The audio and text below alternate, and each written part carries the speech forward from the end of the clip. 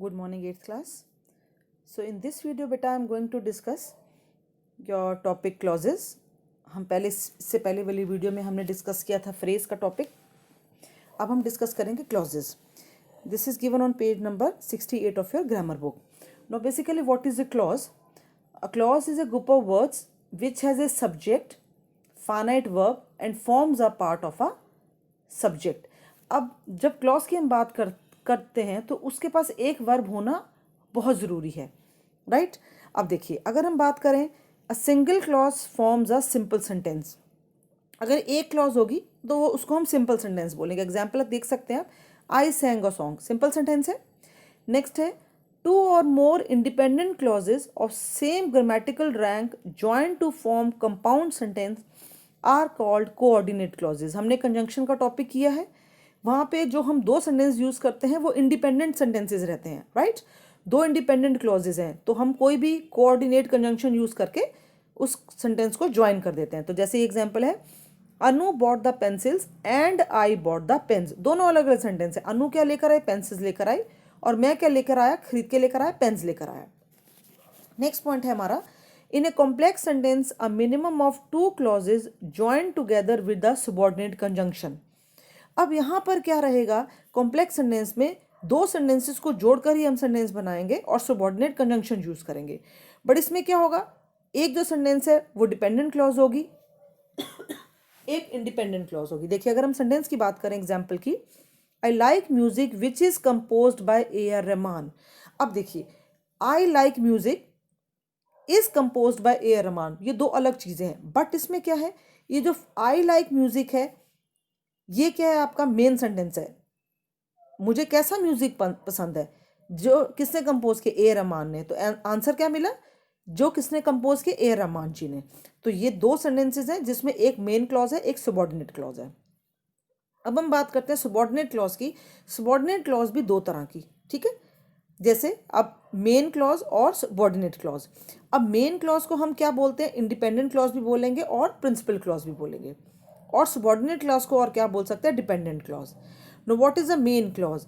Main clause is a group of word that forms a sentence and has independent existence. ये जो clause है ये अपने अपने आप में ही कंप्लीट सेंटेंस बनाएगी और it can stand on their own. ये दूसरी क्लॉज पे डिपेंडेंट नहीं है, राइट? और सबऑर्डिनेट क्लॉज की अगर हम बात करें, subordinate clause is a group of words that is not a complete sentence but adds information to the main part of a sentence. ये जो क्लॉज है ये कंप्लीट सेंटेंस तो नहीं होगा, बट ये जो मेन क्लॉज है उसके मीनिंग को उसके मीनिंग में एड अप करेगा. जैसे एग्जांपल देखिए, आई बिलीव इट. आप किस चीज़ में विश्वास करते हैं? That you are honest, right? तो ये दो दैट यू आर ऑनेस्ट है, ये आंसर दे रहा है मेन क्लॉज का. आई बिलीव इट, आप किस चीज़ में बिलीव करते हैं? That you are honest. तो आंसर किसने दिया? सबऑर्डिनेट क्लॉज ने. तो I believe it is a main clause और you can say principal clause, और that you are honest is a subordinate clause. अब जो सबऑर्डिनेट क्लॉज की अगेन थ्री टाइप्स है, नाउन क्लॉज, एडजेक्टिव क्लॉज और adverb clause. सबसे पहले हम बात करेंगे नाउन क्लॉज की. वो कह रहे हैं if a subordinate clause does the function of a noun. नाम से ही पता लग रहा है, in a sentence this is called a noun clause. Example देखिए, I thought that it would be a fine day.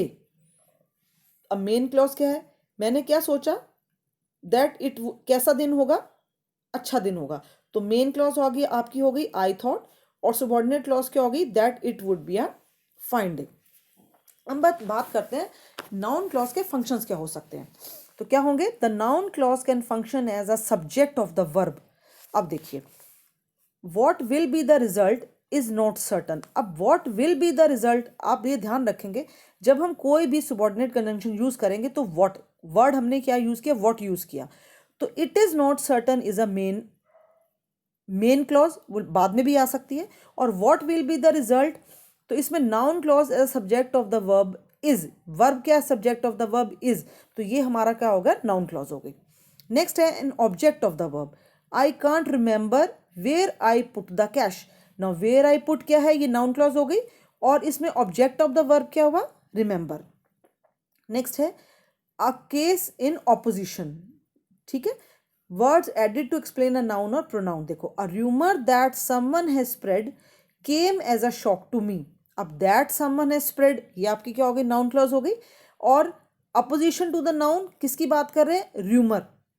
ठीक है, नेक्स्ट है an object to an infinitive और पार्टिसिपल। या तो इन्फिनेटिव हमने पहले भी समझाया था, इन्फिनेटिव क्या होगा, टू आएगा और पार्टिसिपल में आईएनजी आएगा।